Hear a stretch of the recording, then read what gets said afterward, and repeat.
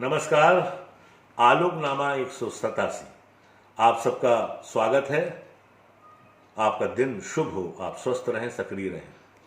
मित्रों, आलोकनामा 187 के आज के अंक में मैं चर्चा करना चाहता हूं। अभी 2 या 3 दिन पहले हमारे आदरणीय बंसी कौल साहब ने कुछ बातें सोशल मीडिया पर कही और उसको 1 घंटे लाइव बहुत लोगों ने सुना, मैंने भी सुना। उसमें से कुछ चीज़ें मुझे बड़ी महत्वपूर्ण लगी। जिन लोगों ने नहीं सुना है या जो युवा रंगकर्मी हैं या जो युवा रंगकर्मी नहीं भी हैं, अपना काम कर रहे हैं, उन सब के लिए ये बहुत ही बढ़िया संदेश था। 2-3 चीज़ें जो उसमें से उभर कर आईं, वो ये उभर कर आईं कि रंगमंच अपनी सामाजिक भूमिका को फिर से पहचाने, सामाजिक सौदेश्यता को वो दोबारा रेखांकित करे। वो मात्र प्रस्तुतियों पर, डिज़ाइन और क्राफ्ट पर और आडंबर पर टिका नहीं रह सकता, क्योंकि इसी का परिणाम है कि आज रंगमंच धीरे धीरे धीरे हो बहुत रहा है, लेकिन उसकी सामाजिक सुदृढ़ता बहुत कम लोगों के काम में है। एक बात उन्होंने और भी महत्वपूर्ण कही कि दरअसल रंगमंच क्यों महत्वपूर्ण है। मैं इस बात से पूरी तरह सहमत हूं कि रंगमंच का होना ही एक सामाजिक घटना होती है।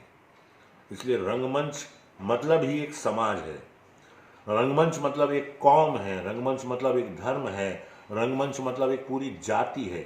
वो अपने आप में ही सबको समेटे हुए है। उसमें आप ये रेखांकित नहीं कर सकते ये फलाने वर्ग से, ये फलाने धर्म से, ये फलाने मजहब से ना। रंगमंच और कलाकार अपने आप में ही एक जाति है, वो अपने आप में ही एक धर्म है।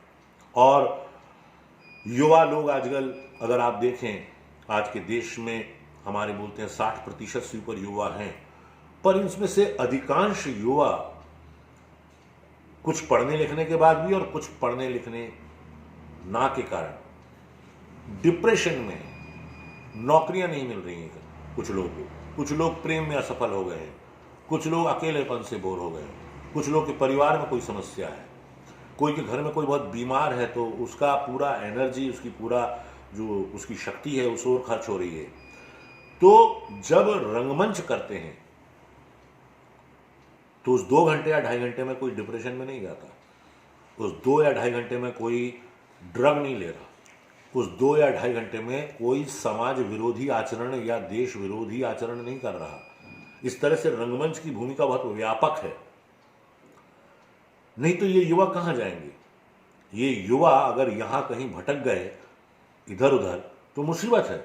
लेकिन रंगमंच है, कविता है, चित्रकारी है, कला धर्म जिसे हम कहते हैं, गाना गाना है, नृत्य करना है, कोई इंस्ट्रूमेंट बजाना है, ऐसा कला धर्मी व्यक्ति अपने आप को बहुत सावधानी से मुसीबतों से बचा कर रख सकता है। एक और बात भी उन्होंने कही कि अब दरअसल ये भी रेखांकित करना जरूरी है कि वास्तविक लोक कलाकार कौन है।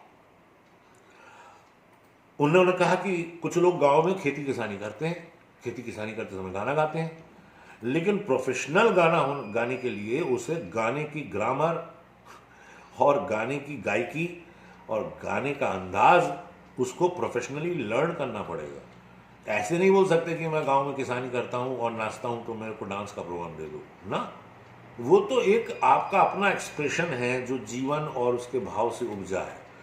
लेकिन जहाँ गाना है, जहाँ शिल्पकला है, जहाँ नाचना है या अभिनय है, वो अपने आप में एक पूरा प्रोफेशन है। और उस प्रोफेशनल ट्रेनिंग के बगैर हम सारे लोगों को नहीं मान सकते। कुछ हो सकते हैं, हो भी, लेकिन सारे लोगों को नहीं मान सकते कि वो वास्तविक लोक कलाकार है। वास्तविक लोक कलाकार तो वो हुए जो अपना काम करते हुए भी वर्ष में कम से कम 4-5 महीने इन सब चीज़ों में देते हैं। अब अगर आप एक बार फसल काटते समय गाना गा दिए तो वो गाना तो वहां के समाज और जीवन से उपजा है ना, वो आपने नहीं बनाया है, आपने उसको गुनगुना दिया है, गा दिया है, वो भी पता नहीं कितने सुर और लय और ताल में। इसलिए जहां शुद्ध गायकी की बात आएगी या गाने के प्रोग्राम में प्रोफेशनल्स की मांग होगी तो वो बोलेंगे कि आप बहुत अच्छा गाते हैं, लेकिन आप जरा इस तरह से भी ट्रेंड होइए। हम देखते ही आजकल सारेगामा हो या लिटिल डांस हो, छोटे छोटे शहरों से युवा और बच्चे आते हैं, उनको मेंटर दिए जाते हैं, उनको गाइड दिया जाता है, कोरियोग्राफर दिया जाता है, सुर का साधक कोई जो पहले जीत चुका है वो दिया जाता है, ताकि वो उसको ट्रेंड करे कि तुम सिर्फ राजस्थान का लोक गाना गाते हो, लेकिन लोक गाने के साथ तुमको भजन भी आना चाहिए।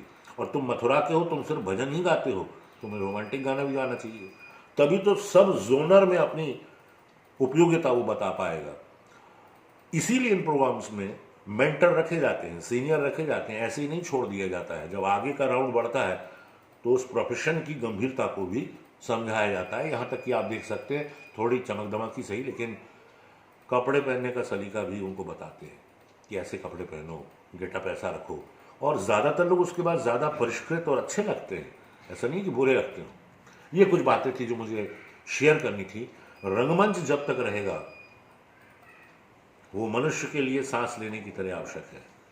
जब तक पृथ्वी है, मनुष्य है, जीवन है, सांस है, रंगमंच धड़कता रहेगा।